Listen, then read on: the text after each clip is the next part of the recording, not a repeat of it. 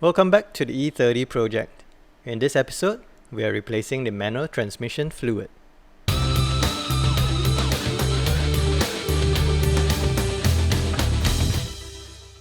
In the last episode, I replaced the gear selector shaft in my manual transmission. With the gear oil leak fixed, we can now fill up the gearbox with fresh transmission fluid. You need a 17mm hex bit to remove the drain plug and the fuel plug. I'm using Redline MTL as my new transmission fluid. This is a GL4 75W80 oil. GL4 will be safe for the synchro meshes in your gearbox.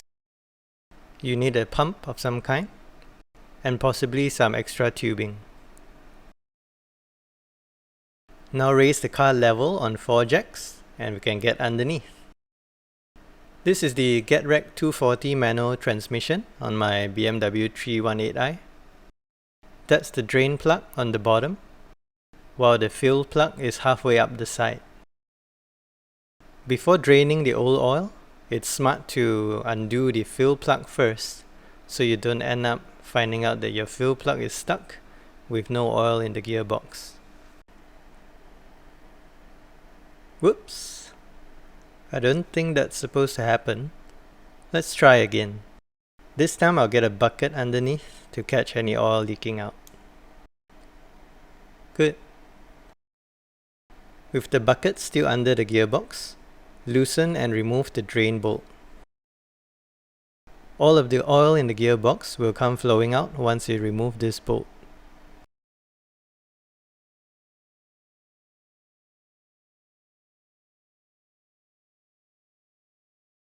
Taking a closer look, this is the drain bolt on the right and the fuel bolt on the left.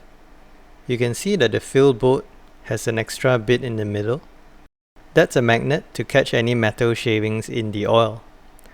There was actually a little bit of metal shavings before I cleaned it up, but nothing too severe. There was also some gasket material around the outer edge of the bolts, which I didn't think was necessary. So I just cleaned them off and I'll be reinstalling it without any gasket. Before filling up with your new fluids, install and tighten the drain bolt. Here I'm going in the opposite direction in order to find the thread before screwing in the clockwise direction. This helps to avoid cross-threading. Now using a pump or a squeeze bottle, you can transfer the new fluids into the gearbox. If you're using a pump, it's going to take quite a long time, and you really get a lot of exercise in your fingers. After 6 minutes and 8 seconds, I finally finished the first bottle, but the oil is not flowing out yet, so that means the gearbox is not full. We will need to move on to the second bottle. After another 2 minutes and 15 seconds, you can see that the oil is starting to flow back out of the fuel hole. That means the gearbox is now full of oil. So just reinstall the fuel plug, tighten it, and wipe the gearbox clean so that you know if you have a leak in the future. And before we forget, here's the old oil. We will need to store it and dispose of it responsibly. I'm hoping I can pass all this to a local workshop once I'm done.